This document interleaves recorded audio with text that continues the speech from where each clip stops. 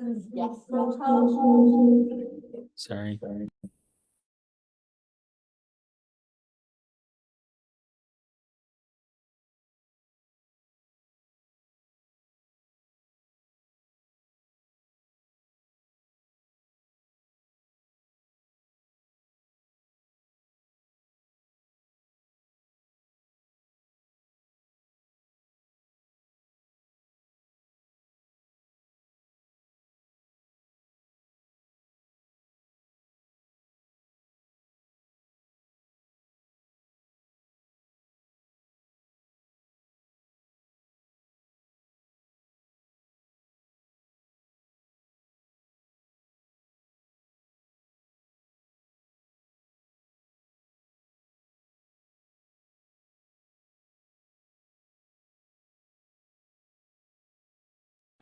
On the fourth Tuesday of December. November. Right.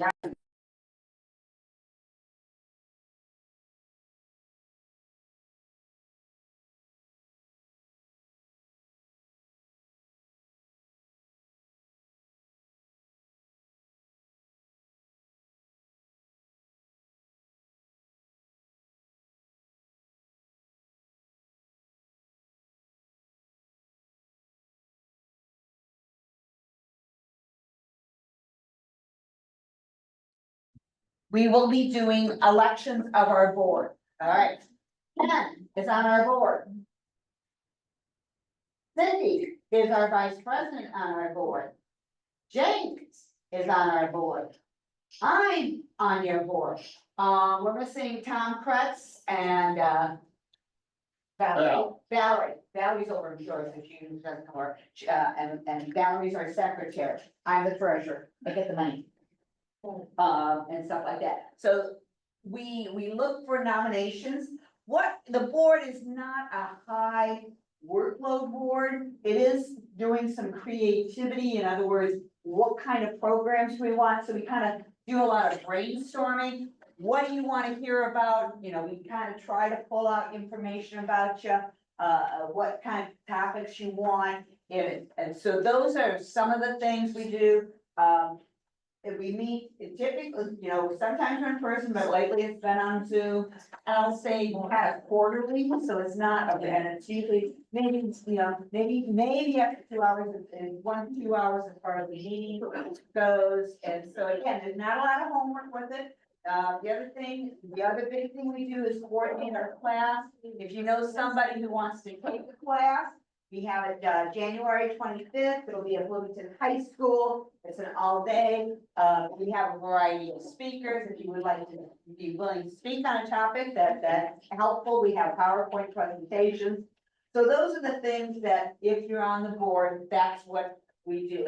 We do encourage you to possibly join the board. So anybody like here that would like to join the board? No one. I was like, congratulations, we nominated you. Yeah, it's not, we aren't a real hardcore, you know, rules of Roberts and all that stuff where we kind of jump on each other's case if we're not, you know, stuff. But we do try to, you know, be organized to, again, have presentations like we do with these things. But we also need, and the hard thing we have with our topics is you have beginners and you have experience. What the beginners need to hear, sometimes the experience say, I don't want to listen to that again. And then the experience kind of talks a little bit over, you know, the beginning. And so the beginner needs topics, the experience needs topics, and trying to get a balance of those. We've been trying to bring in maybe a few other outside speakers. We had David Burns. We had somebody else. Who else was we have? We had David Burns. The guy from Missouri. Corey Stevens. And stuff. So if there's a speaker that, you know, we can get at a reasonable price, we are more than happy to get some of those speakers. Some of them are probably pretty pricey, but you know, and again, looking for topics more than anything that we need, but we could use extra help, you know, just again, you know, it's primarily a brainstorming board. And would you like to add anything to that, Cindy? Jane? our equipment and You and, can attend the board meetings via Zoom, because I do it if they have it in person, so yeah, you don't have to. yeah. travel for- Yeah, so Val Zooms all the time, these meetings and the board meetings and stuff like that, we do it Zoom. I like in person because we can share some need, so yeah, we're flexible on our meetings within that. Okay, And you make popcorn. huh? And you make popcorn. I make popcorn, we have popcorn, and stuff like that. Anything else I need to talk about? Anybody that missed it, there's a freebie table over there, I was Okay. going through. Just FYI, our December Bees and Brews, which I'm gonna say is, I think, the 11th, I'm not sure on the date. But the December Bees and Brews, the club will buy hors d'oeuvres for whoever comes. It's So, an informal Christmas party. yeah, Yeah, so. little beavers, right? It's possibility, Possible. yeah, so just be aware of that, okay? Anything anybody else would like to add? The equipment's been coming in and out of my place, been working pretty good. I've kind of got the hives kind of quiet for the season, winter season. Not doing inspections, so it's kind of, the inspections are on pause. What else is there? Well, hi there, friends. Hey. It's Friday. And stuff, so. Other than that, I don't have anything else to add. How's the library? Good. Okay, so, and again, I'm a book person, so I have a tendency to, I like to have one or two reference books of my own, because I'll think of something, I'll see something, and yes, the internet is great search. And sometimes you have to know what the term is first, before you can search and figure out what it is, and so I kind of look through a book and kind of go, oh, that's what that is, so I look at the term. So, nothing else? Any nominations? I already asked nomination. Okay, so. Anybody nominate Izzy? Well, it'll be interesting in that he's going into med school. So, no? No? Maybe next year. Maybe next year.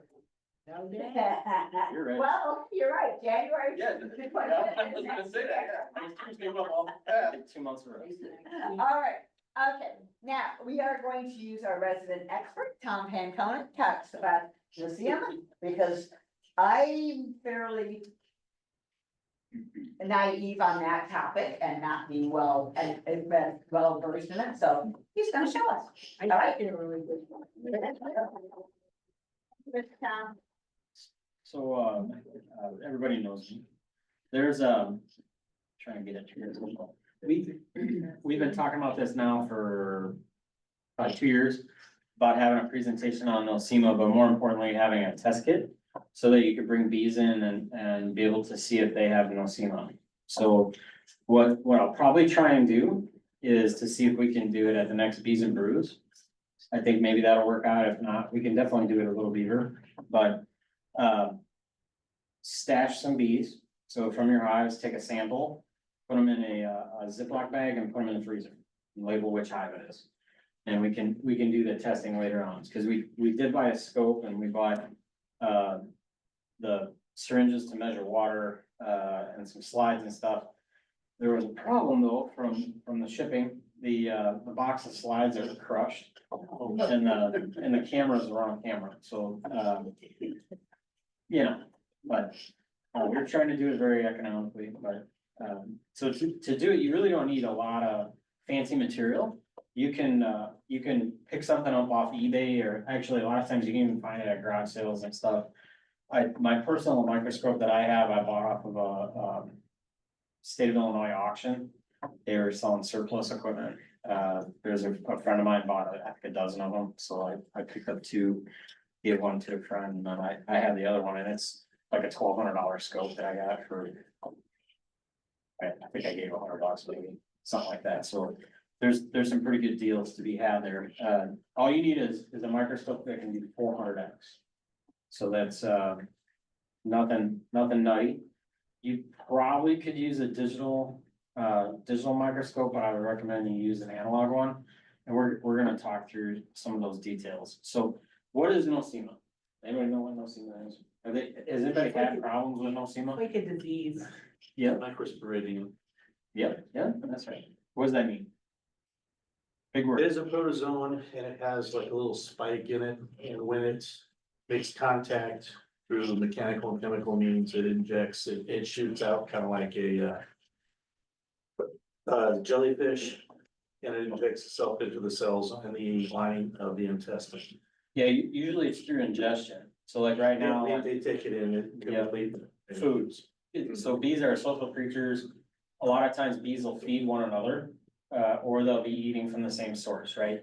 Whether that's a flower, whether that's from a feeder, whether that's from, a bird bath, whether it's from the hummingbird feeder, whatever. Any place where they find food, right now, the chicken feeder, those kinds of things, since they're social creatures, they'll pile up a lot of times and that's how they pass the thing back and forth. It's a fungal disease, so.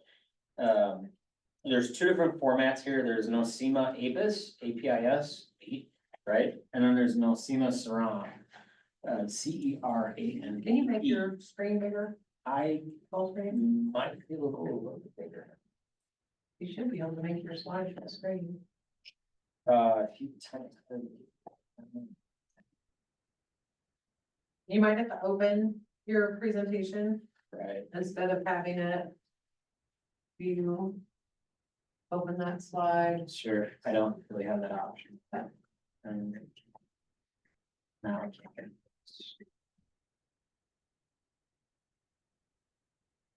Google slideshow.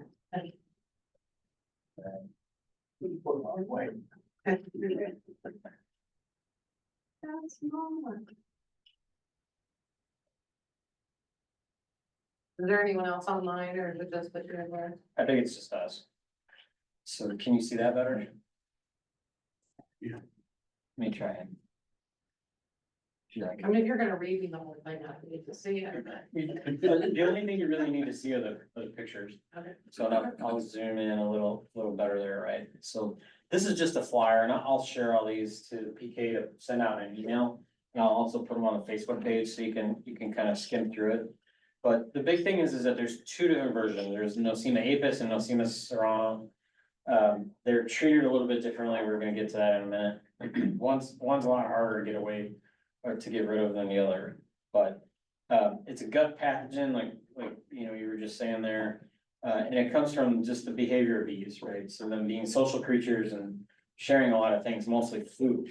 So a big way to pass it right now is through feeders. So a lot of people are feeding right now. Like, for example, I texted Tom the other day and said, hey, I hope you got your supers off your hives because we've been feeding like crazy behind his house. Because I saw his feeders were on there last time I was out there, or sorry, his supers were still there. And he said, no, I pulled them yesterday or whatever it was, so we're good to go. We dropped, I think, 12 gallons of feed in about 4 hours there. So that's how fast it went down. So that's just literally clouds of bees on all these feeders. We just use Rubbermaid totes and kind of open feed there. The problem is by Tom's house, that yard that I have is right behind his property. There's 4 beekeepers within probably a mile of those hives. So I fed all their bees, 5 actually, now that I think about it, because We all thank you. yeah, right, so you'll get a bill, man. So that's, I think so far we've probably thrown 75 gallons on there. And it's gone like that, and it doesn't even make it to the nighttime. But a lot of times that's a great way to pass disease. So a lot of times people don't open feed because of that reason.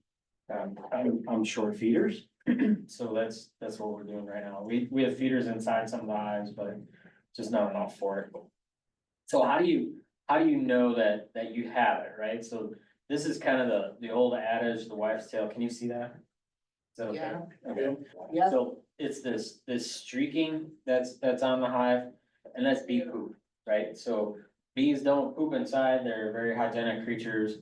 So if you do see streaking on the outside particularly, sometimes you'll see it inside on the top bars and stuff like that. It can mean that they have nosema.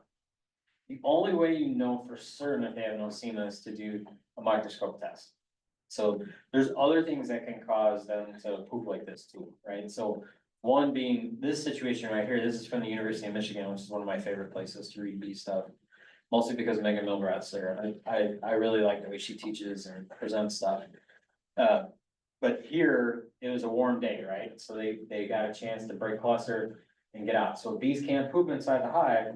When you get that nice day that's, high thirties, you better wear a hat, because they're gonna be out and they're gonna be flying, because they gotta go, right? So they might have been stuck inside for a month, 2 months, something like that. So that's, sometimes this is just, they gotta go so bad, they just get outside the door and that's what happens. So, other times there could be other things causing it too. There's other stressors on the bees. There's poor nutrition and other things like that. So, the spotting and streaking isn't necessarily a sign that you have no semen. It's usually what all your mentors will tell you is if you have streaking like this, you have no semen, but really the only way to know is to test. For me, I don't panic when I see streaking like this in the winter time or the early spring, personally. There's a lot of experienced beekeepers here. Do you guys freak out when you see it on your hives? When it's cold out? No, freaked out. Only once, when I I was haven't really, seen it. really bad, and I thought, oh, well, that I hive's would dead, have but freaked out. they made it, Yeah. so, can they get over it on their own? They can, sometimes, yeah. So, I think a lot of times this is just a sign of they got good nutrition inside the hive. And they just haven't been able to get out to do cleansing flights, right? So everybody's got poop, so that's what happens, right? Now, if I see this in the summertime, this is a very different story, right? Or if I see this late spring, beginning of summer, this is gonna cause me some concern, especially if I just bought bees from somewhere. Or brought in bees from maybe a tree or out of a house or from a swarm or something like that. This could mean that there's infection. Now, here's the deal. If you're buying packages, for example, most places that sell packages prophylactically treat for this. That's good and bad, right? Most of the time they're treating for this regardless. And we're gonna talk about the treatment methods for it. You shouldn't see this from nukes typically. Now, you could have stressors, you could have, like our spring weather has been bonkers the last couple of years where we'll get long runs of cool, wet weather.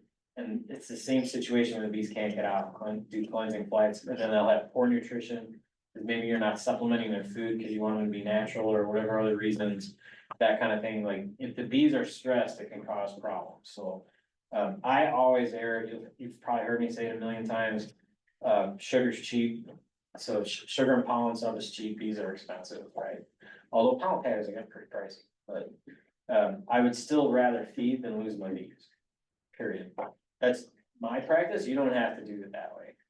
So this is kind of the main things here, and then it's basically you're doing molecular tests with a microscope, just like I said. 400x, and we're gonna watch a little video of Randy Oliver and how he does it. Now, here's the problem. With beekeeping, there is always a bunch of different ways of doing everything. So when you read about sampling, you'll see anywhere from 50 to 50, I'm sorry, 100 to 50. I saw one with 500 bees. I've seen others with 50. I've seen some with 15, and I've seen Randy Oliver's with one bee. So figure out what works best for you. And then I think one of the key takeaways is, Randy Oliver says, don't stress over it. Like it used to be like, it was a sign that your colony was gonna collapse and you're gonna have problems, but chances are you're probably not gonna fix it anyways. And they'll probably get over it with good nutrition. So that's the positive side, is that by making sure that they have good, high quality protein and they have carbohydrates available to them, they're gonna be in good shape. Now, I would like to see some research. I don't know if it's been done or not. I didn't get a chance to really spend some time Googling. But I would like to see some research in regards to fall honey causing some of that streaking and some of those kinds of things, because I think it's the ash content, isn't it? James, like I remember you watched that video too. I know it has to do with the minerals, Solids. certain types of honey or, like in Canada, they replace all of their honey with sugar syrup in the fall because, Right. what is it, what's the oil, canola? Yeah, Canola is one of the really good crops and it's horrible for them to overwinter on. it crystallizes really fast too. Yeah, gets hard as a rock. Aster is pretty bad with it, and goldenrod is pretty bad with solids inside of it. And it's like, it's kind of like fiber, and if you're giving your bees something like that, that means they need to have cleansing plates, and our climate isn't necessarily conducive for those cleansing plates. Although, last year it sure was, like the year before it was pretty good too, like they had tons of time to go out there. I really think it's pretty neat when there's snow on the ground, and then we get that warm day, and you can see the bee poop out in front of the hive. Then I know my bees are flying, and I know they're healthy, and I know they're eating, more importantly. Like even right now, I just took my truck to the car wash, because it was covered in yellow and brown bee poop on it. But what that means is my bees are eating, and they're eating healthy, so they're getting plenty of pollen. And I know that because the bee poop that's on my truck is that dark yellow, kind of color, you see the little dots all over everything. So I know they have good nutrition either inside of their hive, or they're getting it from sources outside, or they're getting it from my feeders or something like that. So that's a good sign to me, but to each their own. So, watch this video here, and I got a speaker on, so hopefully you can hear this, can't see this. Is a worldwide bee disease. In fact, it's considered one of the deadliest pathogens that affect bees globally. Nosema is actually a single-celled organism that lives in the guts of the bee. It is actually a microsporidium which belongs to a fungi group. It's a fungus that actually affects bees as they ingest it. So nosema can be spread from bee to bee as bees feed one another via trophallaxis, or as bees clean fecal material deposited by infected bees. Nosema has two species that affect bees. The first species is Nosema, the genus, Apis, the species. Nosema apis has been in the United States for a very long time. And typically beekeepers believe that when they see Nosema-like symptoms, that it's Nosema apis that causes the problem. But in fact, Nosema serrata, a second species of Nosema, has been found in the US in recent years. It's very difficult to distinguish between these two Nosema, but both likely cause very similar symptoms in bee colonies.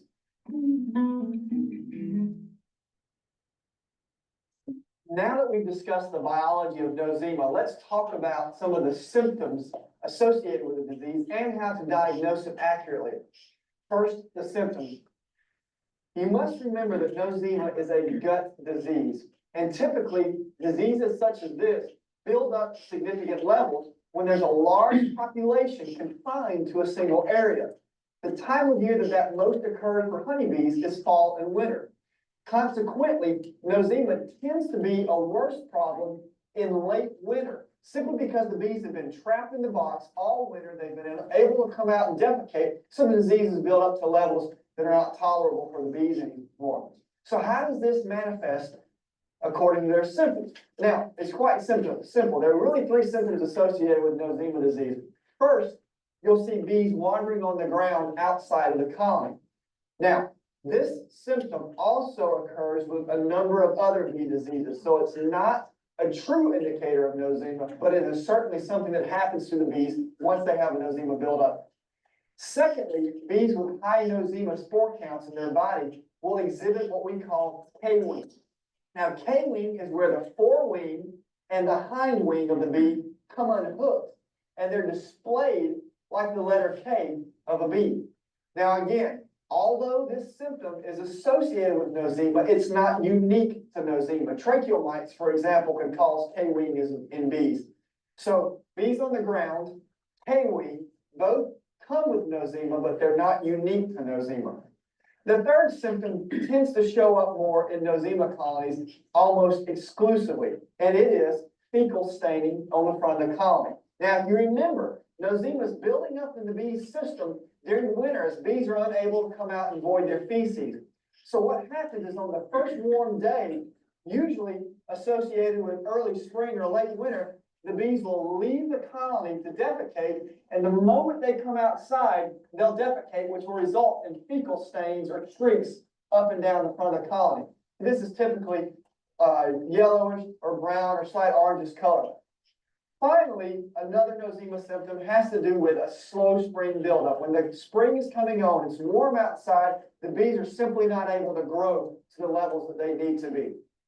Despite these symptoms, it's not 100% accurate to say that you have nosema, even if you have all these symptoms. The only way to truly diagnose nosema is to collect a sample of bees, put them in isopropyl or rubbing alcohol, and send them to your county agent or your state apiculturist, who will do dissection to determine if you have spores present in your bees.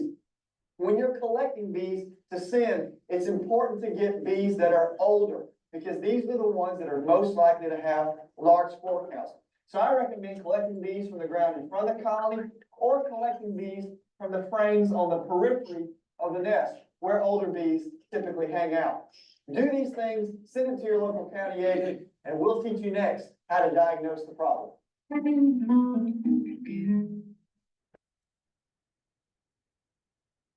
So then here's, I like Randy's video a little bit better on how to do the testing.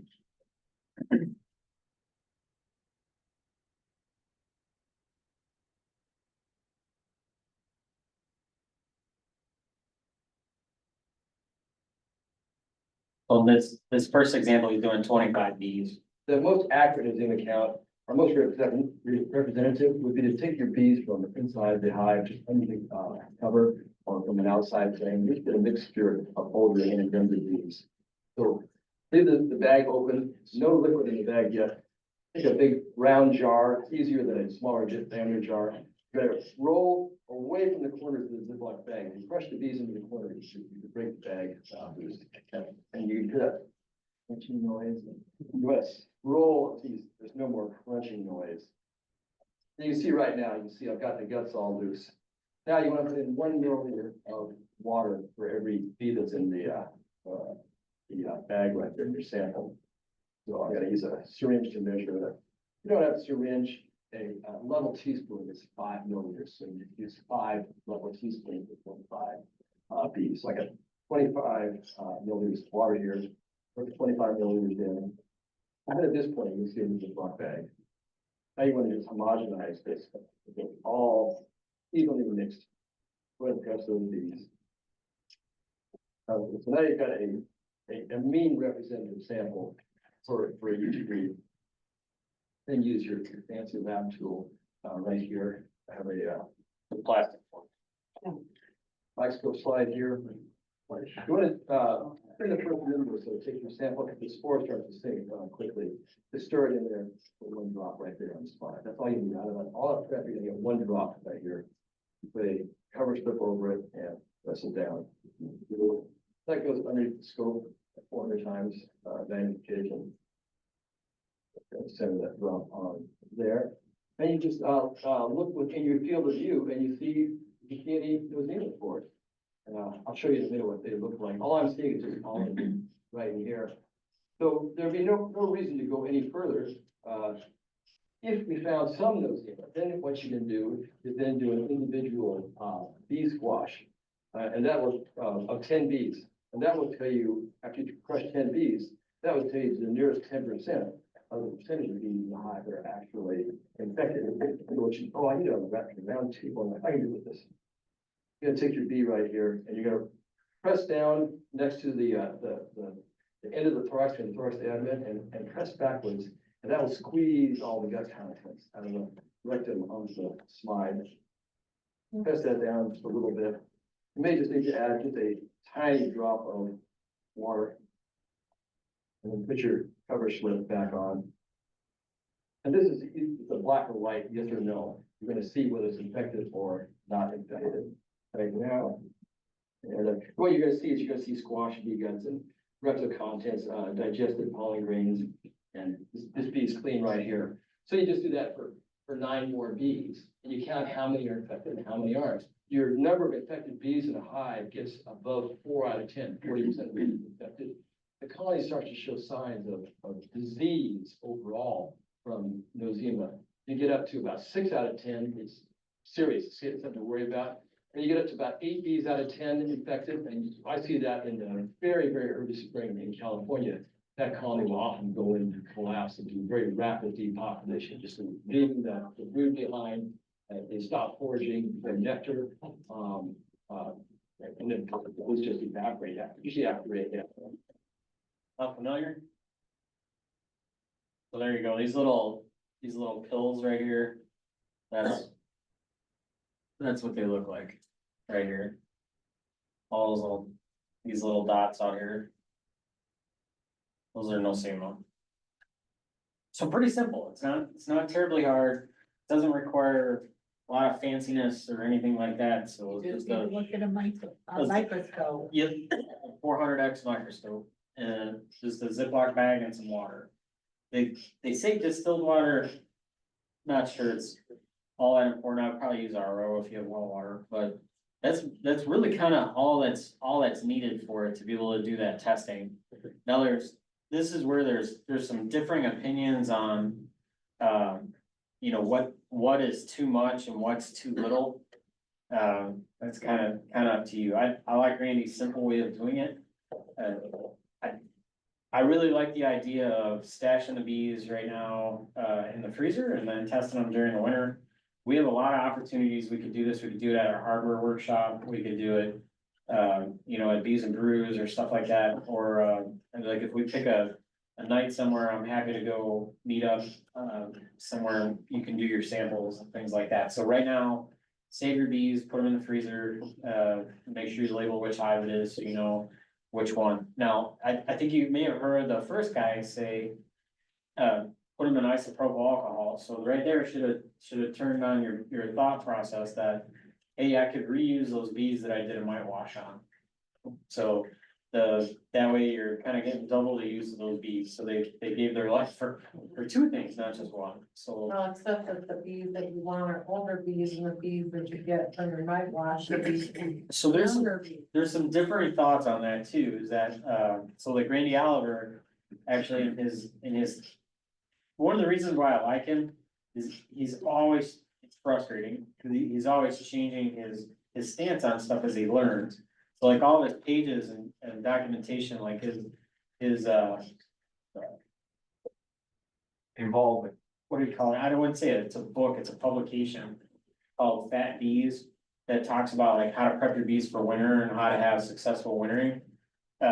He's got tons of revisions in it, right? As he learns more stuff about it, like how he does mite washes, he's probably had 12 revisions on it or something like that. And like his nosema testing, he's got 3 or 4 revisions on it. And he says actually to mix up young and old bees on there for that reason. And that if you have it, he's more concerned about young bees having it because that means you have a higher load, right? With older bees, it's pretty common that they're gonna have it, may not cause enough to be a problem in the colony. So like those young bees are getting fed immediately as soon as they're coming out of that capping. I'm not sure about this, but, do I remember correctly, basically with nosema, it's not a matter of whether they have it in the colony, Yes, it's what it's the level load. it's at, it's exactly always present. It's just that if they're healthy, those levels stay low. That's exactly right. So Okay, it's like, well, that's what I was thinking. chances are they probably have, it's like mites, right? They're gonna have mites, but it's just how bad the mites are. And it's similar with nosema. I guess you could have a clean hive, but depending on the time of year, you're probably definitely gonna see it, right? That kind of thing. And here you can see, like we were talking about bees that you know, they're eating well, this is all pollen from them when you squish their abdomens out to empty their gut contents. So you can see that they're eating pretty well. And this is in his other publication, Sick Bees, where he kind of talks about the ailments and problems that bees face, but he really nerds out on the whole testing process and stuff like that. And the funny part is at the end, he's like, what does it really say? Right? Is it a problem? Is it something I need to be concerned about? Or is it something that I can treat with a practice, right? Do I have to go buy Fumidil, or I always forget what it's called, but Fumidil, to go use? This stuff's expensive. Like that probably looks pretty reasonable. That's only 25 grams. That's like an ounce, right? So that's not much at all. So it's pretty pricey. Like you would use this just to treat a couple of hives. Like it's very expensive to do a treatment on it, and it's, here, we can look at the dosing actually right down here, so there you go. So, yeah, it kind of gives you an idea, you mix it in your feed to kind of knock things down, so. Then the Nosema serrana, you have to hit it harder. So it might take subsequent treatments where, the Nosema apis usually clears up pretty quick. Now, there's some thoughts about honeybee healthy doing that, some of the essential oils being able to clear their guts. The tricky bit right now is if you use honeybee healthy in the fall, you're gonna have real problems in your hives. You're gonna cause tons of robbing. You're gonna cause the wasps particularly to come after them. Everything comes to the table when you feed with them, unfortunately, this time of year. So, just some thoughts. You just gotta figure out what works for you and in your operation. That's pretty much what I have on those questions. Comments, thoughts? Has anybody used Bumidil in their hives? Who's the author of the book? You said Fat Bees, Oh, it's Randy Albert. maybe Oliver. Yeah, scientificbeekeeping.com. It's free, it's on there. It's just a PDF you can download. How prevalent is Nosema around here, that you know? I see it a fair bit, although. Like everything says, you can't just trust streaking. Right. So you gotta test it with a scope. So, we're trying to be better about it within our operation. Test a bigger sampling of bees, and that's the nice part is you can put your little Ziploc of bees in the freezer. Then when you're bored in January and miss your bees, you can go test them, right, and figure out if you have a problem. To know what's up, so I think the more information you have, the better. When your bees are dead in the spring, everybody always points to mites and says, oh, those mites, and chances are it probably was, but. It's probably mites, probably nutrition, but it could be all these other things that are just, it's layers of the onion, right, that aren't doing those bees any favors, and that's his other publication, the Sick Bees, is a really good read. He'll call it the, what is it, the Three Horsemen or something, where he talks about like anytime he speaks, it's like moisture, nutrition, and pests. What kill your bees. Other questions? What telescope do you recommend buying for Nosema? Yeah, so it kind of depends how bad your eyes are. So, for me, you want a 400x magnification. And here's another reason why. I would recommend you get like 400 to 1,000, because then you can also look at pollen. You can do some other things, like you really want to nerd out and see what kind of pollen is this particular thing. 'Cause like everybody always asks, what pollen is this? Sometimes people know, and sometimes I think they're guessing, they tell you what it is, but you can actually go look that up. There's actually pollen databases that show what it looks like on the slide. So that 400x you can use for other purposes besides Nosema. And then the lower magnification you can use for other stuff in your bee yard. Let me answer the rest of his question. I'll tell you something else about microscope. So the other thing I would recommend is to get the soft cups on the microscope for your eyes. And then you'll usually, if you wear glasses or something, take your glasses off when you use it. For me, I don't do well with a stereo because I don't do the same on both eyes. So I usually close my one eye and focus through the other. Plus, like on the scope that we picked up here, it had a camera in one of them. Because I didn't spend money to get the tree, I forget what they call it, a trifocal or something like that, where there's a third one beside your two eyes where you can use the camera at the same time. For something like this, you can easily do the camera and have it on a laptop or a TV or a monitor screen. That'd be great for you or somebody else, like if you have a hard time seeing things. It's really nice way to see it, or if you want to teach or show some other people how to do it. So hopefully we'll be able to do that as a group. Like I said, maybe a hardware workshop would probably do that. Table, do some testing. So save some bees. So save like maybe 25 bees from each of your hives. Usually the outer frames are better, but if you're doing a late white wash, you can save those and not have to kill more bees, but label them for which hive it is and put them in your freezer right away. So that the other reason why you're putting them in the freezer is not just to kill them, but if they overheat, they spill all their guts. So they'll vomit, and then you lost everything that was in them.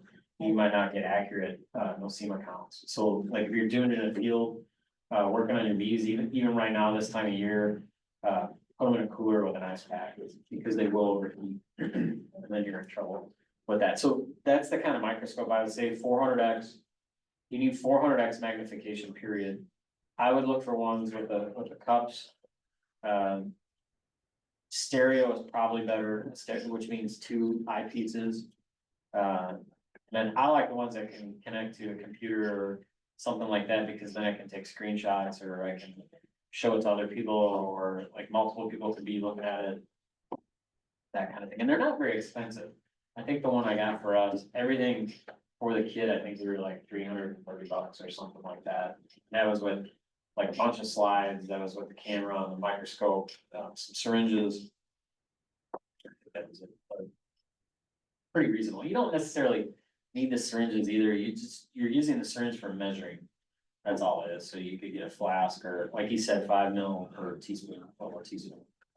So yeah, there's a lot of things. So one other cool thing unrelated to nosema, if you Google smartphone dissection microscope, it's like a couple of dollars worth of parts, but basically it's a thing that just holds your phone up, and then you can zoom in, and then you can look at your bees close, so you can see like the pollen on them.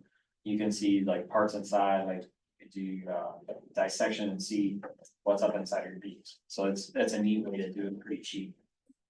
So it's like a couple dollars, you have to invest in it, maybe $70,000 phone.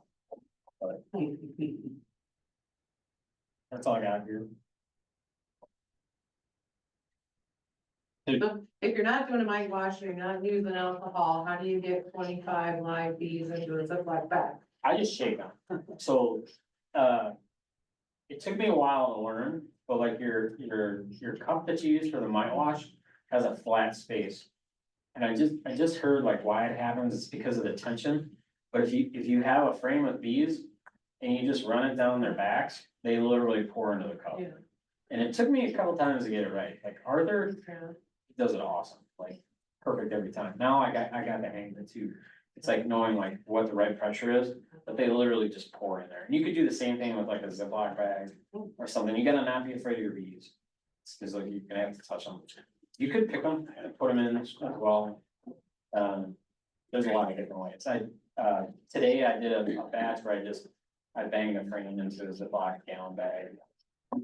So I don't know, there's probably 500 of them in that bag. So there's a lot of ways. Kind of what you're into, how willing you are.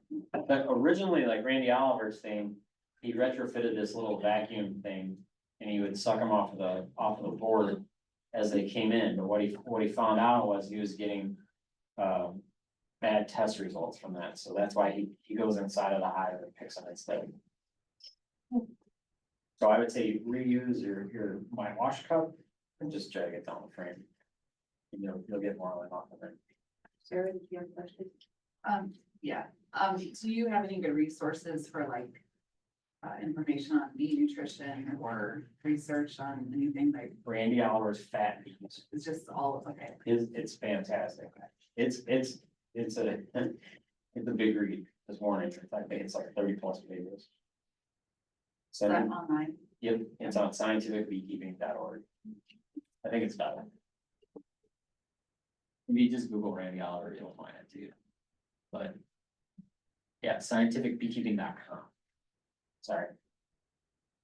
That's a really good one. There's some stuff from Be Aware, I think. All the universities have. The University of Michigan has good stuff. Cornell has good stuff. Florida has good stuff. Bob Bain, I think, has a couple of really good videos on nutrition that I like. One thing that I found with if you buy pollen, put it in the freezer. Because it goes bad, it loses its nutritional value really, really fast. So as soon as you buy it, put it in the freezer. And I would buy from somebody that moves a lot of pollen. I wouldn't buy it like Farm to Fleet.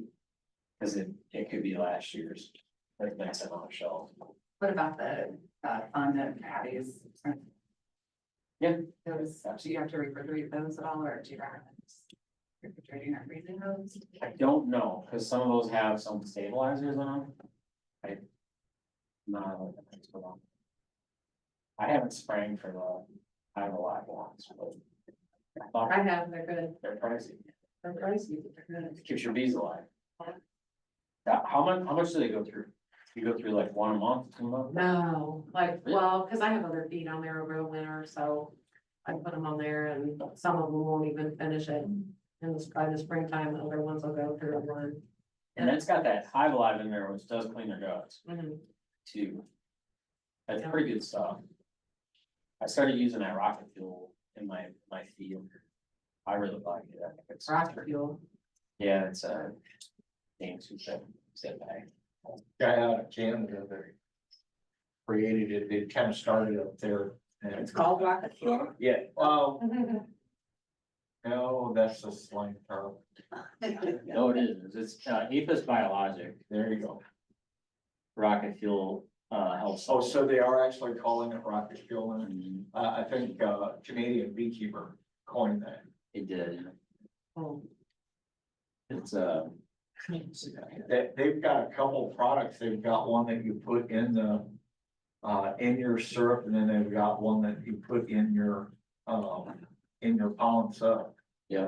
And it's supposed to take the pollen sub, and basically it's bringing it up a notch, giving, they went through and they analyzed the different pollens and all the different substances in the pollen.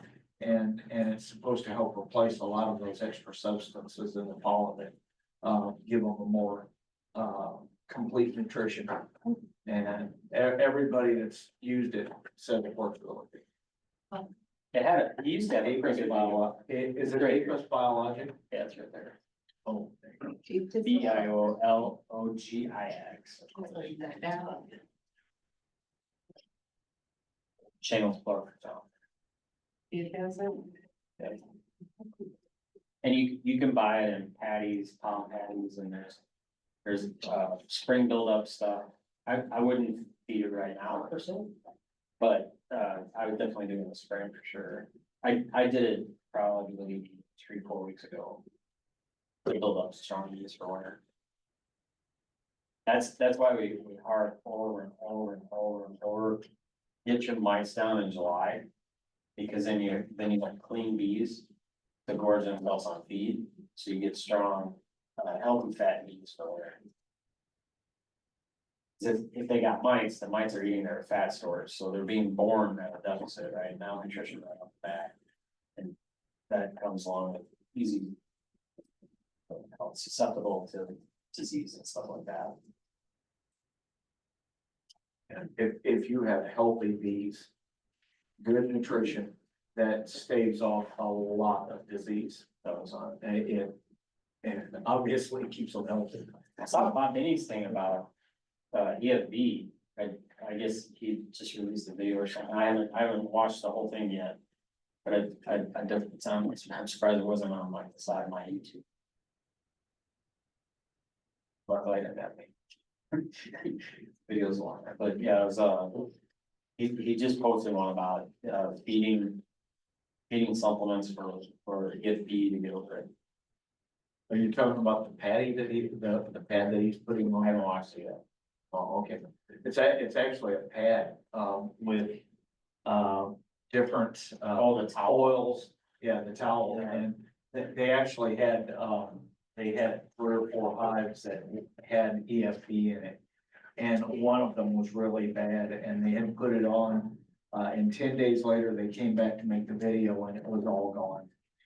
It literally wiped it out in the hives. It did such a good job, and it's relatively cheap and easy to make. It's for EFB, European powder. It's, can't remember what all kinds of oils it is. You've got a carrier oil, that's most of it. And then there's like 3 other types of oil that you put in it. He gives all the recipe. And yeah, he gives you a recipe. He's not sure I might have it. And it's, in my mind, it's something, because with EFB coming through, in the spring, people tend to have some problems with it, and, I'm trying to put it, I started it last year. I used it last fall because I had made a couple mistakes with my hives that had some real issues. And so I just treated it with it because my hives weren't very healthy, last fall. And so, and I think that helped. And so I'm gonna probably just, because all it is essential oils, and so That's the why not recipe right treat it there. once a year, just provide. So it's just canola oil, tea tree oil, eucalyptus oil, and camphor oil. Yep, there you go. Look at those. Is that from Bob Benny? Yeah. Yeah. Bob Benny has a YouTube page that is very informative. He's very informative, and he isn't doing anything crazy, but he also thinks outside the box a lot. He's just the most quiet, well, awesome guy to talk with. I've sat and talked with him for probably an hour and a half over the last couple of years with the Honey Expo. There's super nice. He's like, no, please, come on, there's a spare bedroom, you're welcome. My wife might cook for you. This is super nice guy, yeah. So there's your recipe right there. And he is just he would be like any other person on the street, but the guy's got a very large operation. He supplies honey for Walmart. And he goes through. He mentors everybody and he holds no secrets. Yeah.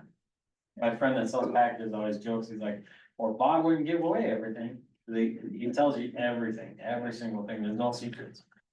He even has like a whole free video series about like starting a bee business and how to build your hives and how to get into stuff. And then one of his guys that works for him, Seth, he has his channel as well now, and he's just a super nice guy. I'd probably talk to him for 5 hours at the expo and at the hotel and all stuff like that. He's just a great guy. And Just Bob's super really nice. helped him get his business for himself. Absolutely, he does it to everybody. And he's like, you come up on the phone and talk to him, he's just a super nice, approachable guy. Most beekeepers are. I found, but there's this recipe. That Do they make, probiotics for bees? you Like what are they? How do you get them? no idea. Well, you can buy them all. So there's one that like the lady kind of irritated us and I think we banned her from our page, but they're out in Michigan. There's, on the Bob Benny's, Biologics maybe. yeah, on Bob Benny's channel, he has, a video that he does about probiotics.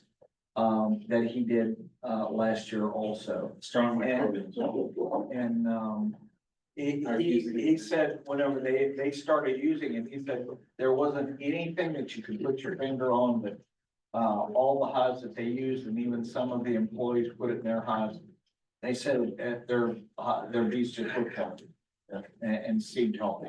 They use it after a stressor. So like after they move them, after they come out of winter, or they do mite treatments, those kinds of things is when they usually use those. Man Lake sells a bunch. There's a whole bunch of varieties out there. Like little probiotics for bees, like. Okay. Everybody's selling silver bullets. Yeah, I guess when companies are good and like reputable, I'm sure that other company is reputable. It's just that lady rubbed me the wrong way and their people have rubbed me the wrong way every time I talk to them. They're very pushy, very pushy. Yeah. There's another business. Something microbials, when I say strong microbials. It sounds very. Well, they came across like a bathroom salesman. Yeah, Incredible. I mean, that's when I buy it now. And like, yeah, it's too much. So you had a question about your hive. I did, Yeah. but I have a different one to throw in there. The reason I know a little bit about Nosema Sure. is in college, I did a paper on Nosema lacusta canning, which they were trying to use as a biological control to keep the crickets and grasshoppers down in the wheat fields in Utah. So one of the things I got from that is it's totally useless to try to use Nosema as a biological control. Because millions upon millions of spores they would produce and harvest, spray out there. Now, again, this is for crickets, this isn't the bee ones.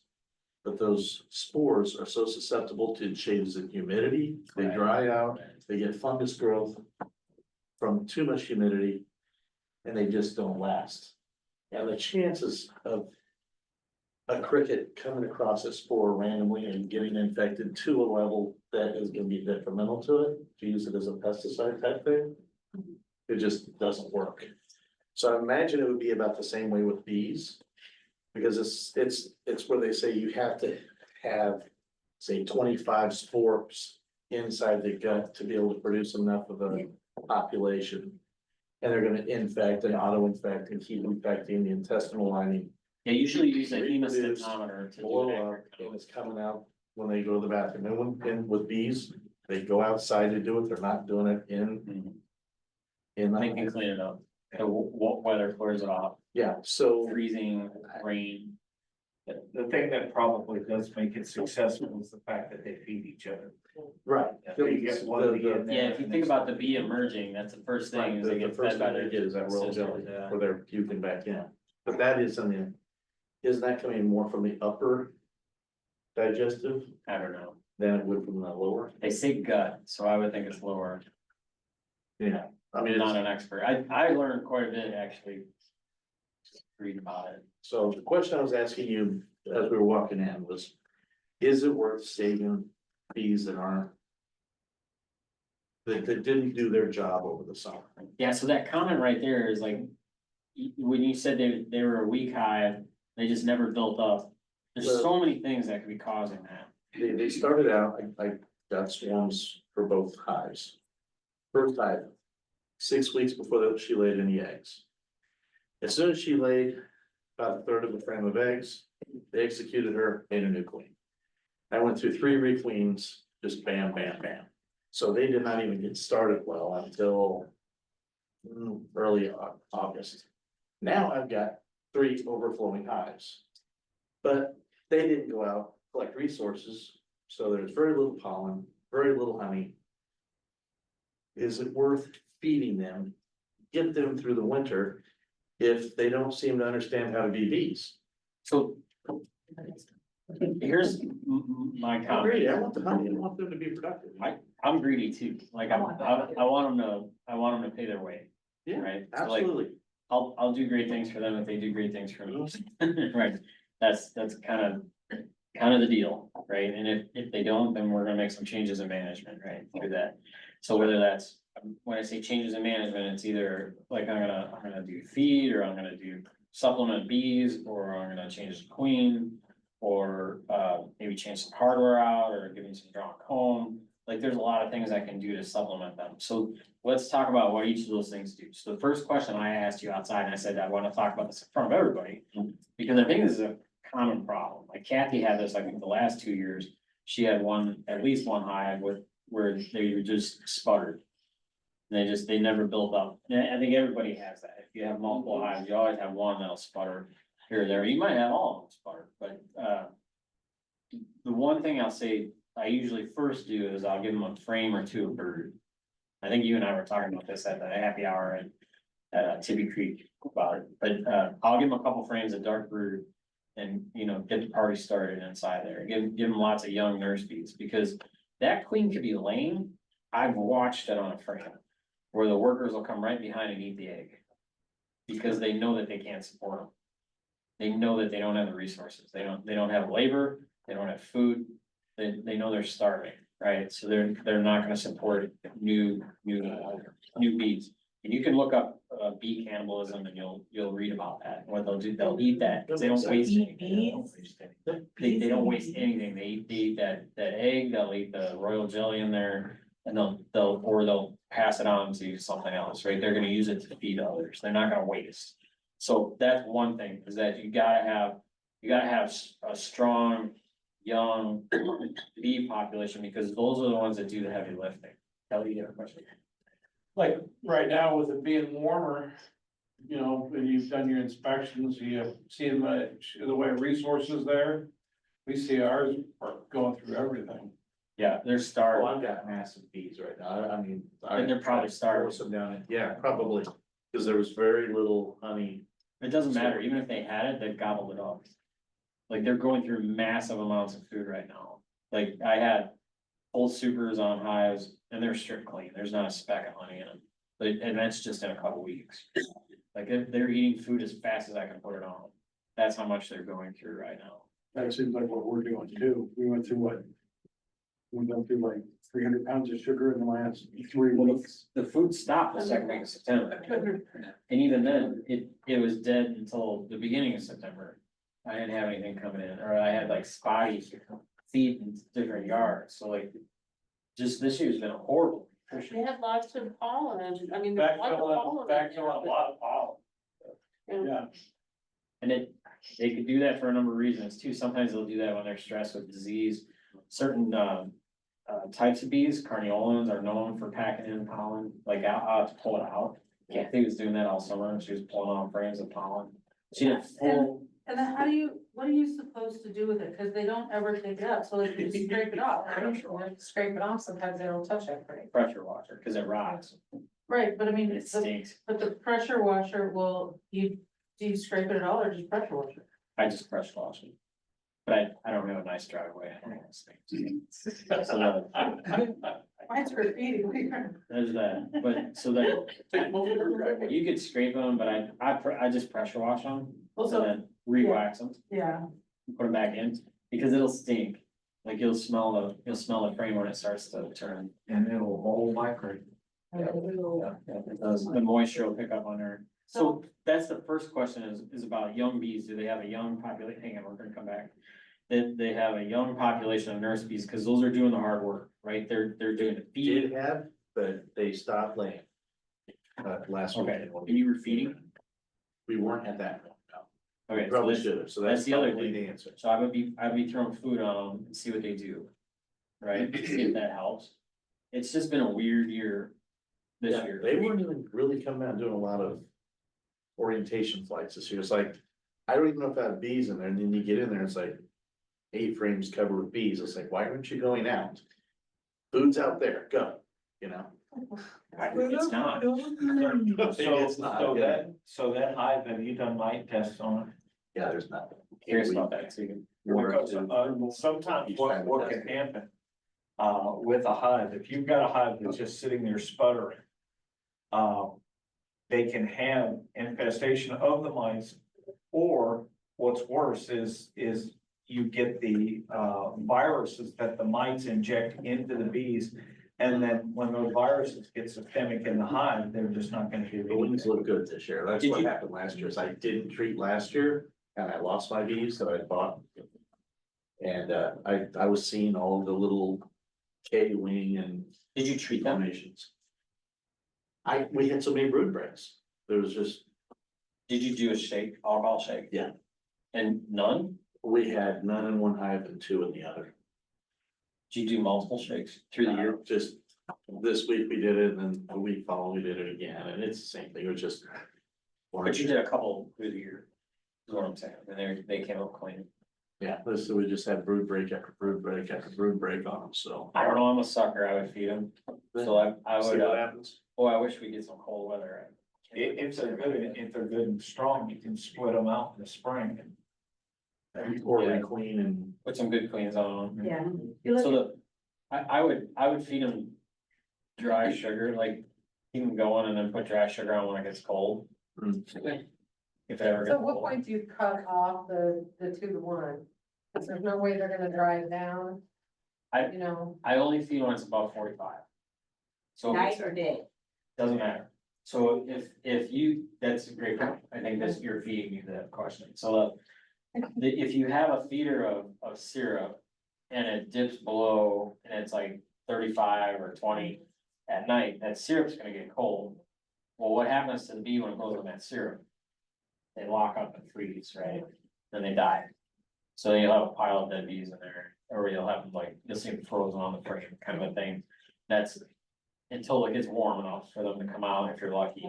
they might You're survive. overfeeding, that doesn't matter. So But I'm just worried about the moisture in the hive. We're gonna bring all that back. I'm only feeding them like during the day, so like I'll fill the feeders during the day, or I'll do all during the day when it's warm out. And are you doing 2 to 1 I'm now? just trying to keep them alive, Yeah.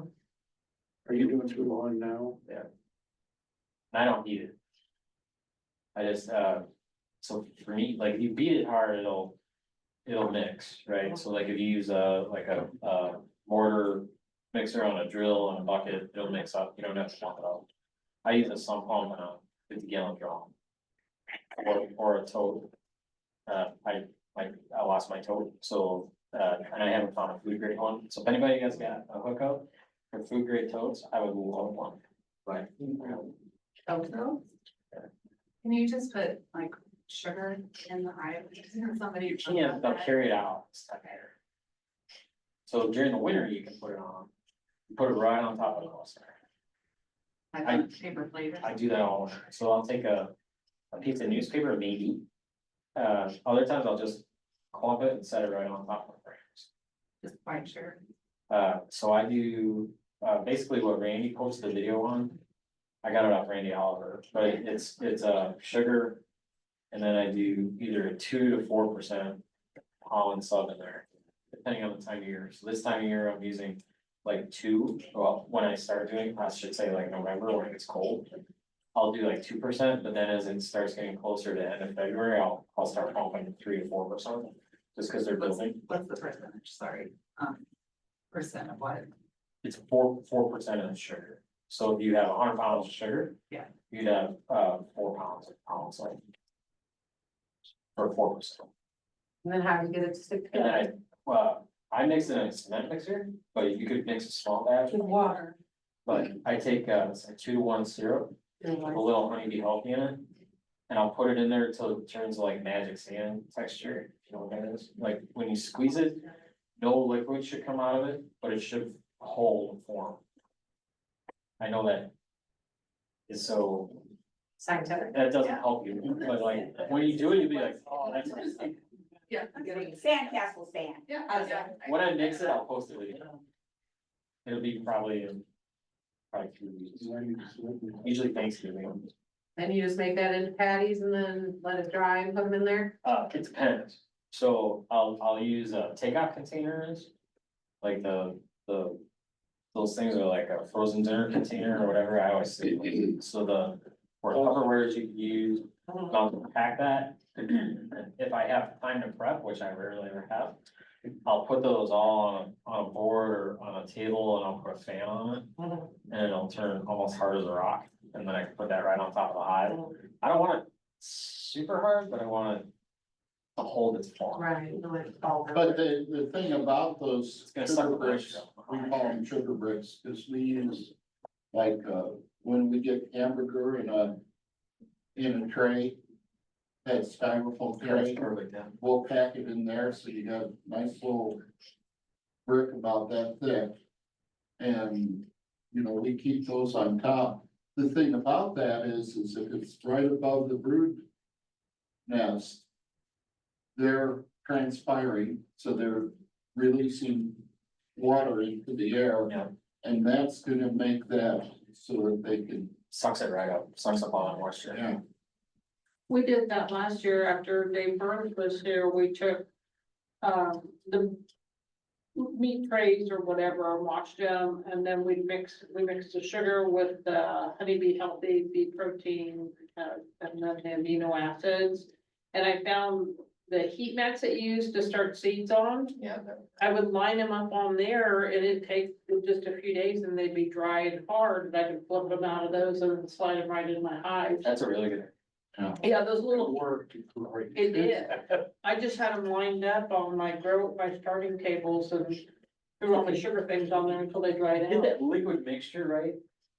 It Like dried Kathy overnight. helped me a couple of years ago, we went and put some on hives, I think it was like New Year's Day or something.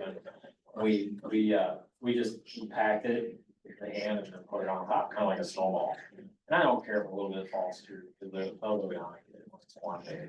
But those meat trays, you know, you just reuse them, you just pack it in there, once it's hard, You take it out, you can make more sugar bricks. And that's what I do with those takeout trays or whatever, use what you got, it doesn't matter, you don't need to get. There's no one perfect thing, go buy it, like, use what you got later on. But the one thing for me personally, is I don't wanna cover the whole hive. 'Cause that's a waste of sugar, sugar's expensive, so, I know I say sugar. The bees is, right, but I think it's what, 70 something cents a pound right now. So it's bonkers expensive, but I'll just make one big enough to cover the cluster, and then I'll check that every 3-4 weeks. Go take a quick peek in there and put it on there. I know people When you panic. get there, you can see them and you just slide it in wherever they're at. Yeah, be quick about it. I mean, you don't have to be like seconds, like, if they don't have food, they're gonna starve to death. Period. So it doesn't, there's no little heater going inside of that hive, so when you open the lid, you're not destroying them, but I wouldn't like open the lid and stare at them for 30 minutes, but like, you can look in real quick, put the patty in and be done. A nice feeding shim on top to give you that space. The other thing is make sure that, you know, if you've got them arranged so that you have the brood chamber in the bottom right now, and you have frames above it, make sure those frames are top to bottom filled with food. Cause I've seen it happen where I've had like maybe this much space at the bottom of the top frame. And they died in that bottom frame with 3/4 of the frame still had honey above them. Yeah. They just won't cross an empty food desert. 100%. Because, well, a lot of times they can't, 'cause it's so cold, and everybody's gotta be moving to do it, and if they get split, your hive's dead. Unfortunately. Does anybody in here overwinter single deeps, or does everybody do Yes. double deeps? Do single deep? I do everything. I'll do single deeps, I'll do deeps with medium, I'll do double deeps. Depends what hardware I got. How do they do in a single deep? You gotta put a ton of food on them. Make sure they're heavy, so they should be like 70, 80, 90 pounds. That box, like stuff with food. And then I'll put as soon as it gets cold, when it stays chilly, or like, I usually say like deer season, so like first shotgun season. That's the weekend before Thanksgiving. I'll put the feeding shim on there and then I'll put the feed on top. Cause if they can move, they'll carry that feed out, they'll throw it away. So if they stay clustered, then that food can stay on top of them, good shape. Do you insulate yours at all? I don't listen to me about this, cause I just, it's what I just bought 2 sheets of 2-inch pink foam and it was $50 a sheet. Yeah. Oh, gosh. There's a guy down by Effingham that sells that stuff unused or damaged, When you go pick some up, let me know. and it's usually I'll about. cover some gas. I'm gonna call down there because. Yeah, seriously, I'll buy some. I have, and I bought some of these several years ago, and then, last year, the year before, I bought enough for all of my hives. Manlake makes, it's foam, like an inch of foam that is wrapped in vinyl, and you wrap it around your Yeah. Velcro, and I wrap my sides with that Velcro. And then I've got an outer cover that's got 2 inches of foam built in the outer cover, and it's just like an outer cover, other than it's about this deep on the side. And I've got that 2 inches of foam in there. I keep that on it all year round. They sell them all. Keep them cool in the summer and warm in the winter. I think there's a lot to that. I think a lot of people say, insulation is hogwash. I don't think it's hogwash at all. No, I see, matter of fact, our breeder queens are in those finished hives. They're expensive. They're like, I don't know, what do I got? Probably $150 for two medium nukes and bottom, a bottom and a top, but so they do really well on those. to me, if you insulate, and your average temperature is 30 degrees. What's R6 versus R1, right? So that's the big difference. Yeah, and so basically, at the very least, they're burning a lot less fuel That's exactly. to stay alive. using, and my hives, usually I have that top super full of sugar water, because I take all their honey and I give them sugar water. And so they overwinter on sugar water. I have, mine always has plenty left over in the spring. And it's because they don't have to work near as hard to keep their hive warm. Just think about your house, you know, like how much insulation do you have in the wall? More insulation you have in the wall, the less you have to heat it. And of course, we'll let Your stuff- gas or propane, replace that with food. Yeah. Right, cause they gotta have calories to make heat to stay alive, just like if you were stuck outside, you have to have calories to shiver to stay warm. It's the same thing that's going on there. The other thing we do as far as our single leaves, we run single leaves during the summer. And like James, we take the supers off, there's none of the supers there. And we have extra deep boxes. And so what we do is we put 5 frames, the most brood heavy frames in the bottom. I'm starting that this week. And then I'm putting insulation boards that fit in the same space a frame would fit, but it's top to bottom, so it's the same height as the deep box is. Okay. And so I end up with on one side, 3 frames worth of foam, other side, 2 frames worth of foam. It's plywood and then foam, right? So you got plywood Yeah. facing the bees. So what I buy is I buy 1.5 inch foam for the most outside. I call it a follower board. And then the board that is right next to the frames will get a piece of 1/2 inch plywood with a 1 inch piece of foam. So that it's basically a foam, or, you know, the thing I found out, with the foam follower boards, that pink foam, they love to just chew right into Oh, it. yeah, styrofoam. You can walk up to the hive and turn that. Yes. Yeah, It's either them or the ants that do it too. so that's why I make, you know, in each hive that gets a follower board, the most inside follower board is a 1/2 inch plywood plus a. Can you snap some pictures when you get them set up this year, and then next Yeah. meeting, if we got a couple minutes at the end? Like, if you send me the pictures, I can put them up on the screen and show them. Yeah, That's a slick system. because it harkens back to, what's the guy out of Vermont? Michael Palmer. Michael Palmer. He talks about how, you know, bees Can be. are chimney. Yeah.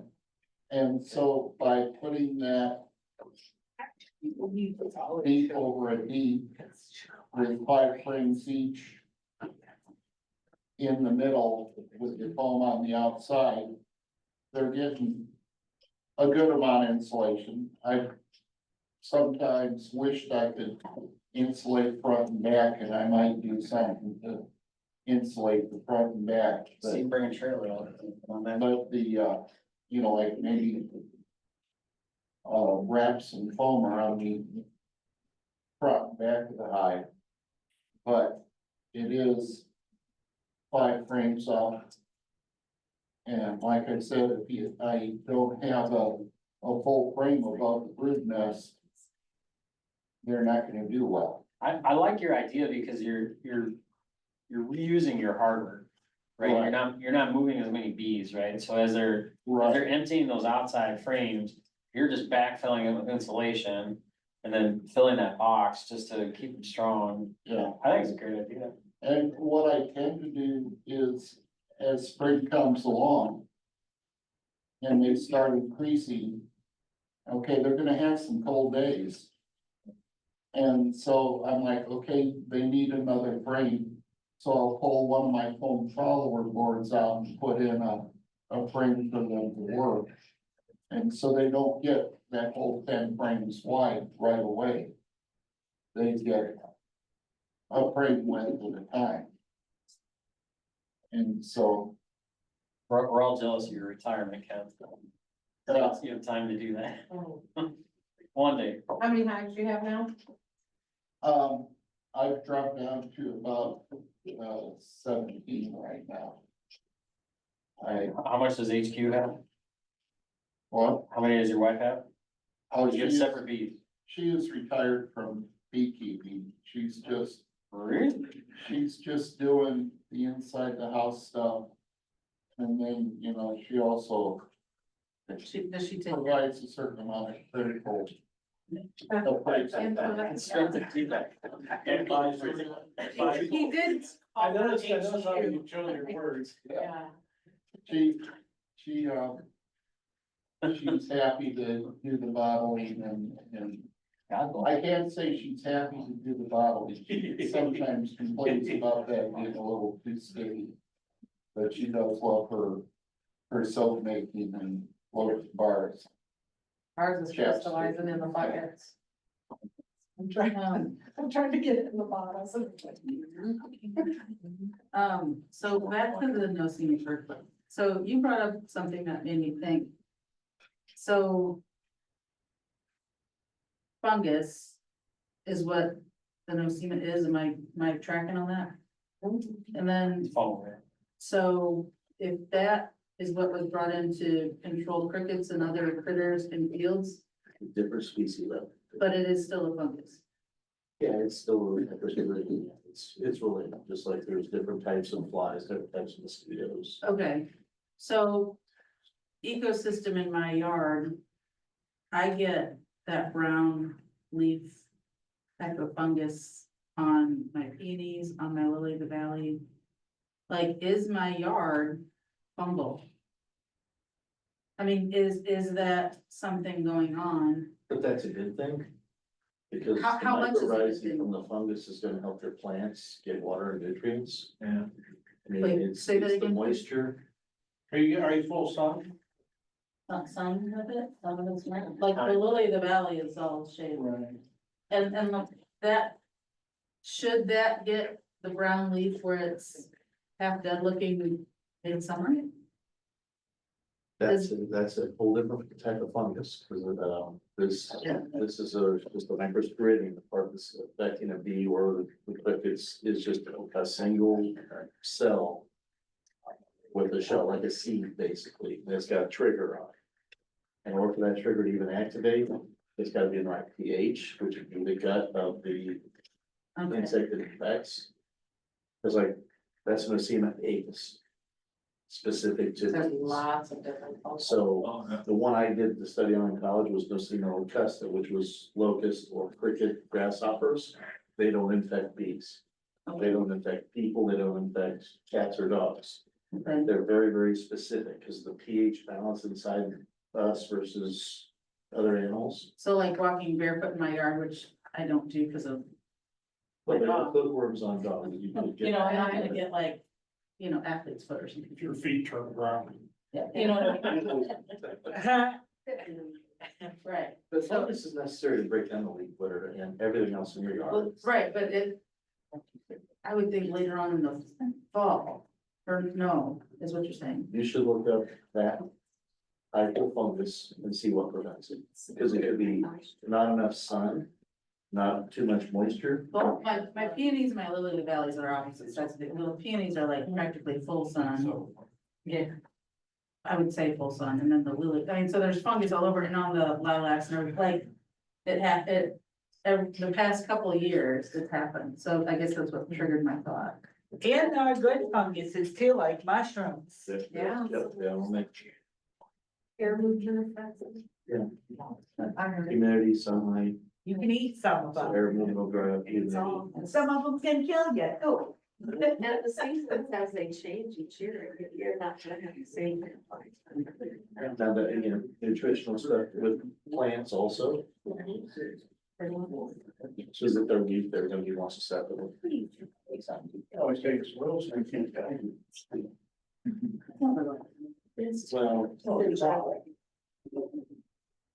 Well, What I wonder about, like, your yard is the airflow.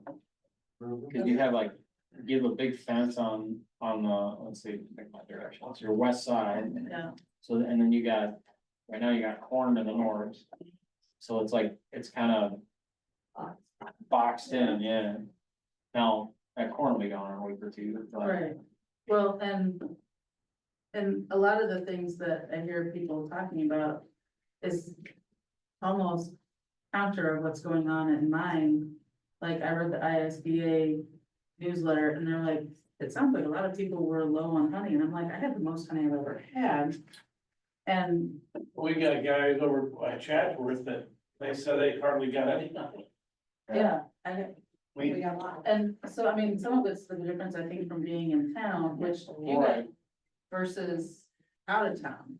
But if you think some of it was weather, because there was a lot of swarming this year, I mean. it's a great year for bees. Be careful. So- Right. Yeah. Except for mine. Well, I mean, I- great too. I had good bees and good honey, and then I messed it up, it was my fault. I mean, you got a lot of soybeans around you too, so there could have been a bunch of soybean nectar. And I got fruit trees all around and dandies and, There's tons of habitat. yeah, You got, I mean, old farm lakes around there with the waterway and all that stuff, so. You got people watering their lawns, you got all kinds of things. And aren't you close to the airport? Yeah, she looks at her back window.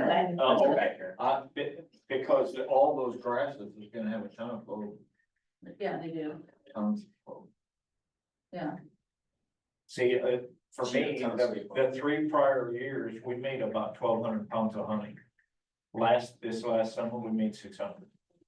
Made half the honey we made the 3 prior. I'd say that's on par with us, we probably made a third to a half.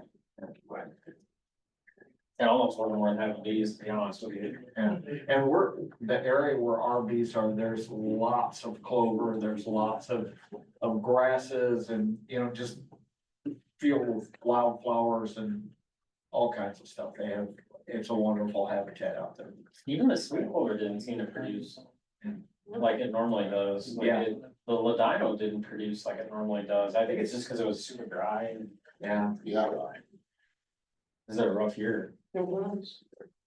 Every year we said, it was a really weird year. And what was funny was last summer, we had a pretty dry year last summer, and we had a ton of, this year. and I was really surprised because I thought last year, I thought we weren't gonna make that much honey, and we made just as much, and I can't remember who it was, in the meeting that said, well, the reason why you're making as much is you get less nectar, but the nectar is more concentrated. And not washed away either. Right. Yeah, and not. None of washed the old brand, I forgot away. washed But yet, that wasn't true this year.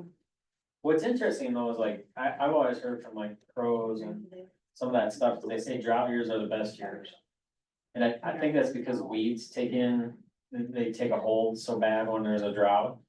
But like always drought, like if you talk to the old timers that have been doing this for a long time, they'll say drought years are always the best years for honey production. Not this year. The bees were great, super healthy hives, like, but they eat every little bit they bring in. Just because they're growing so fast. And right now, I can't put enough on. They're just gobbling it all up, they're not putting on any weight at all. And it's getting depressing, I've already gone through it. 550 gallon drums of sugar. Good have to lose it. How many hives?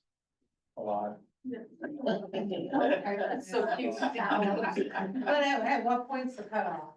Like, if you're looking at profitability, or you just want them to live till next year regardless of the cost, or? I want them to live, like, they're my babies, like, I want them to live. I want them to perform, I want them to have the best life they can have. We have 1,200, or 12 hives, we've fed about 600 pounds of sugar, of sugar. Yeah, wow. I mean, that's your job when you have bees, is to keep them Yeah. alive. Yeah.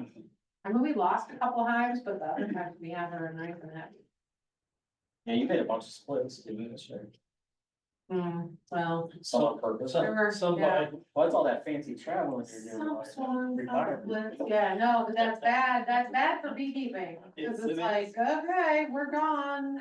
Okay, we have company. Yeah, there's a house over here. The sugar's on the back porch, girls, we'll be back in 2 Yeah, minutes. really. Yeah. No, don't like that way. Give them tomorrow, but we haven't really found. Gonna have to. I mean, it's still pretty warm. We've been. Yeah. keeping- Well, most of our hives have almost a full box of honey, of sugar water on the top. Most of ours are getting pretty heavy. And so right now, we're just kind of trying to keep them where they're at now. We're just going through it as fast as I can put it on. I just got too much. You said earlier about taking your supers off. I'm still running 2 brood boxes, super. And I talked to a lady in a festival over the weekend who's got 150 hives and sells commercially. She recommended I leave the super on until a warm day in December. And it's full. Gets to 40 to 50 degrees. She said, then get in there and look if they've used most of that honey, pull it off. Is it full? They're pretty full. Like how often you check it? What's that? How often are you checking it? Weekly? Yeah, So if it's full, leave it on. If it's partially full, pull it off. But I would consolidate as well. So like pull your super frames from all your hives.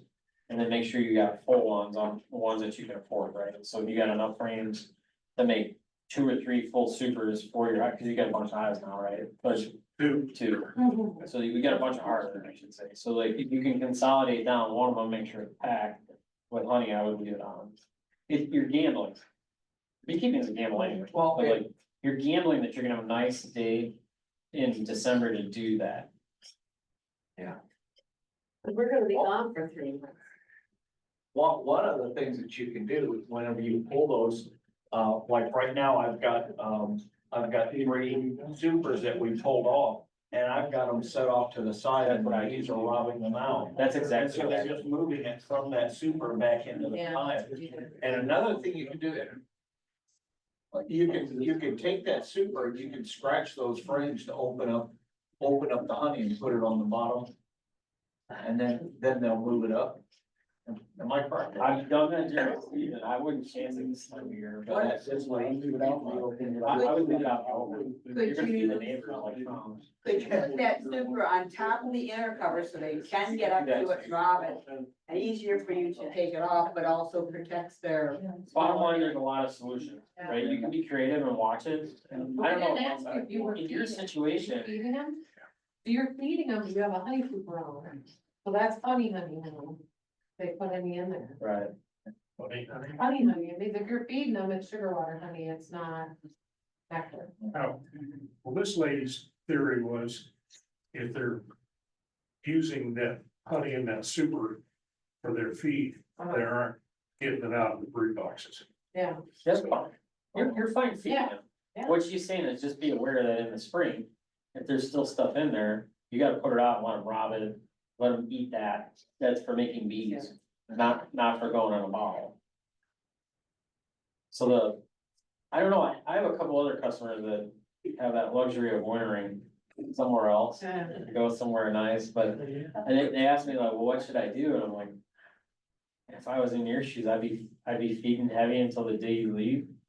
And then I would probably have a box on top and I would just stuff it with sugar. I'd probably put newspaper on it, spray it down with some Honey Bee Healthy and then dump sugar in there. That dry feed mix, or put a bunch of those fondant pads on there. Pay your neighbor to go make sure they have it in there. Yeah, 'cause if they run out of food before you get back, they're gonna be dead. Take them with you. Yeah, they like to go warm places too. They Your drive is wherever you're going, right? Yeah. take your leaves over to the California almond groves or. That's what we should use. Afraid of for them, afraid of the Florida beach will be. But the thing I found about having a super on top with my method is I got to the point 2 years ago, 3 years ago, where I got honey off of the biggest part of my hives, and I had about, a little over a third of those hives. I left a super on because I was consolidating, like Tom said. But because I like to have that chimney. Well, leaving a super up there, because I didn't have follower boards for Medium. for that configuration. So all of a sudden, there's this big open white space. And every hive that I left those supers on, the bees died out because they couldn't keep their temperature up. Is what I think happened. You left the super on with nothing in it. Oh, no, okay, so you go out there, you're like, okay, these are capped frames. Here's 4 frames that are uncapped, but a lot of nectar in it. And so I moved those 4 capped frames into another hive. And I take all the empty frames out. So it was at least nectar filled frames. But, 2/3 of the hives were my standard configuration and they did better. And 1/3 were with the supers left on top through the winter. And those hives died. It's like signing the death warrant on them.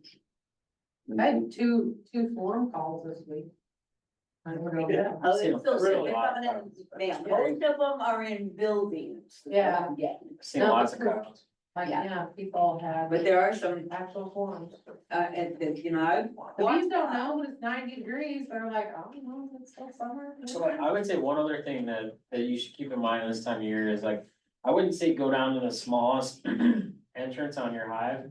But I would have your entrance reducers on for sure, so that they can manage wasps and stuff like that, cause like every hive I've gone into has wasps in it right now. Or if you have robbing screens. now I make a simple robbing screen. I take the mesh, wire mesh and kind of put it on the opening and over. So the bees, residence bees kind of have to come up and in, where the robbers just want to try to go in as fast and they can't get through that wire. I mean, you could probably put the smallest entrance on and be okay right now. Cause they're not bringing anything in. So they don't need to get in fast. Yeah, it's just the warm weather. I think they're just flying looking for food and burning calories. Yeah. And they've been a little grumpy, Yeah, No. feisty. I made it all through inspections without getting stung, and then we had our jackets in the truck and it was dark and we were riding home and I'm just sitting there and touched something and I go, just got stung right there. And then I was like, oh, they're one of my face. Is it the same one or a different one? It's, I It was was dark. yeah. My hives were fine. If I walk by the club hives, they're Yeah. apparently. No, they were mostly. We got one that, it was in a double stack in at our house. And it was just hot. It was mean, nasty. I mean, you look at the thing, they'd come out at you. And I packed it up and I took it out to our other location. And I combined them with a hive that had went queenless. And come back the next week and they were gone. It's the strangest thing. And one way or the other, that queen's gonna die this spring. Because we're gonna replace her, but they've totally calmed down. Those ones that are fired, you're still, the ones that are on fire, I know it. they're hostile and angry, man, they put on a ton of honey. No doubt. We had 2 weeks ago, had a queen cell in one of them. Everything else looked perfect in the hive. They had lots of brood, lots of calf brood, lots of honey, and I'm like, there were lots of eggs. And what are you guys doing? But then when we were in 2 weeks later, they hadn't swarmed. I didn't see any drones today. I don't know. Yeah, the hardly any drones now, which is a good sign, but I saw a little bit of drone brood, one of the highs we were inspecting. You had a question. It's too late in the year to worry about mites. Never. It's never too late. It's always a good day to worry about. I treated late September. Or mid-September. I haven't tested since. I know that the treatment's pretty rough on them. And Depends on the treatment. You could put Apagard or Apavar in there, or you could put the oxalic acid pads in. I used H.R. the first time and they did a lot of bearding, a lot. And it's a lot warmer too. It's, well, it's cool. I've never seen Apagard or Apagard. Apavar is just a white plastic strip. Yeah, that's Chemicals. They were bearded. I've never seen weird, that's weird. That's weird. maybe it was the other one. I don't know. It is standard. Oh, yeah. It's a 6-week. I'm gagging as we're putting it on. Yeah, so we were leaving to go to Yellowstone. And I was like, well, we need to treat our hives again. And so I looked at the forecast and it said high was 86, like for the next 2 weeks. So I was like, well, 85 is the threshold, so we'll put in, so we treated a bunch of them. And then within like 2 days, then the temperature like went up in the 90s. You're all right. Is And that like the first 3 we days? lost is 2. what it's- 2 out of 29 we lost to that, but I was like, that was good, because we didn't kill a bunch of queens. Yeah, but probably not the mites out really good. I hope so. Now, getting back to yours, another thing that you could do that we do every year, is, like the weekend of Thanksgiving, we'll treat with oxalic acid vapor. Yeah.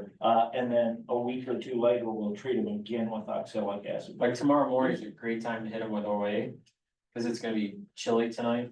Well, tomorrow night it's gonna be really chilly. It's gonna drop 20-30 degrees. So that's a great time to hit them, like especially if you're an early bird. But Thanksgiving though, they won't have. Thanksgiving's a great time, but They like, won't have. Yeah. you're not gonna hurt them with the OA is what I'm saying. Yeah, you're not gonna hurt them. And they'll all be clustered because of the cold, so you'll get a good kill. That You won't, doesn't drive around the hive. no, but what James is saying, you always gotta keep that in your head is. There's no one mite treatment that's the silver bullet, right? There's the right treatment for the right situation. So it's understanding how they work. So like Formic, I think, is the only one that can do anything underneath the capping. I think there's another one to be. So, Hopper. yeah. The new Veroxan runs like 3 cycles. I haven't read about that one yet. I put some in and I'm seeing, I haven't gone back and tested yet. It's not done, but like, It'd there's be a lot. interesting to put sticky boards underneath. Yeah, it, it's see what you on find. my drop. Is it? Yeah, so I'm looking forward to testing again. I used Formic Pro. Yeah, that'll go. Yeah, that- underneath the Yeah. capping. And I But then if you didn't get rid of all your mites and they still build up some, then what James is saying is when he does it in November, it's because they don't have much cap root at all by that point. So you don't have to worry about getting under the cappings and the vaporization. And you're gonna, anything that is sporadic on the bees, anything on the bees, you're gonna get 90% kill. And so that's one of the reasons we hit them once and then 2 weeks later we hit them again. That way you're getting 90% and you're getting 90% of that 10%. And it's not as tough on these, the Oh, no, you can put, you know, the law says 2 grams per box. You could give them 5, 6, 7 grams per box, and it's not gonna hurt them. Yeah, I agree with that too. Like, You can hit them as hard as you want. There's guys out there with these big bazooka things and they stick it in there, and I mean, the stuff is just a flying out like crazy. Doesn't bother them. I do at least double Yeah.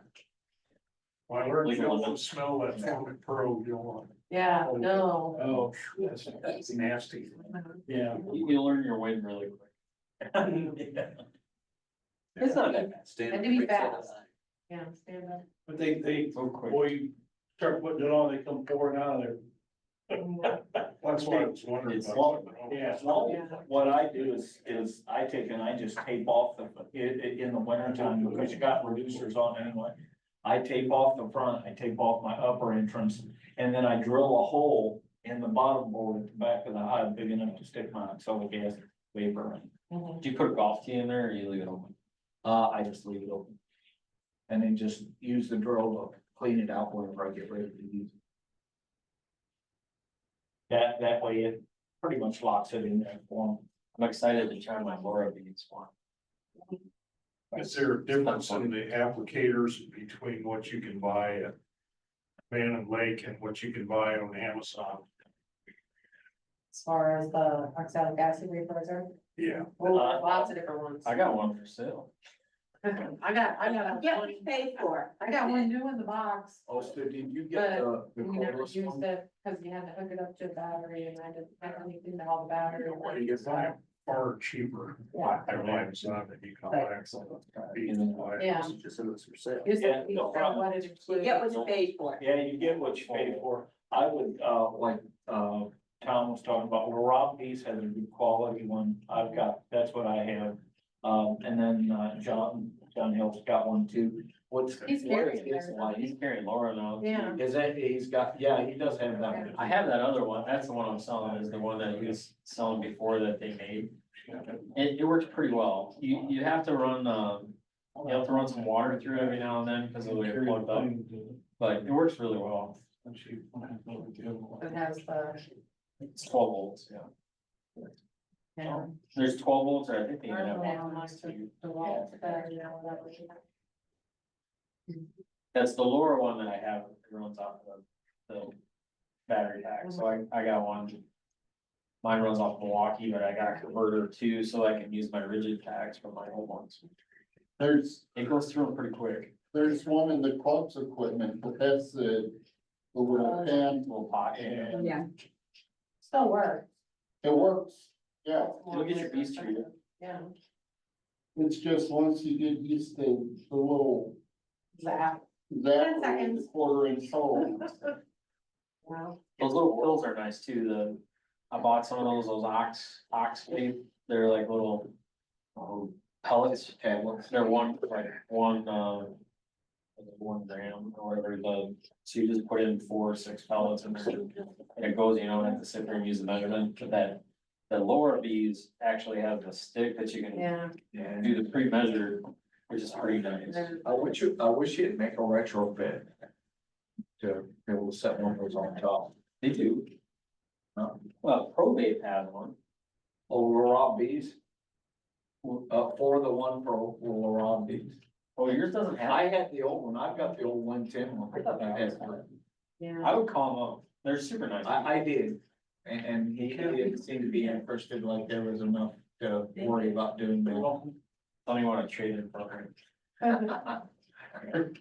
Yeah, then I'd have to get it through the finance department. That's correct. Yeah. She didn't stick with it. She had a good cookie. But she didn't stick. Yeah. Well, that's what I said, I need an easy one or that's not gonna happen, so that's why I need that. They're nutty expensive. I don't know why they're so expensive. Because they can. That's correct. It is nice material. It's heavy.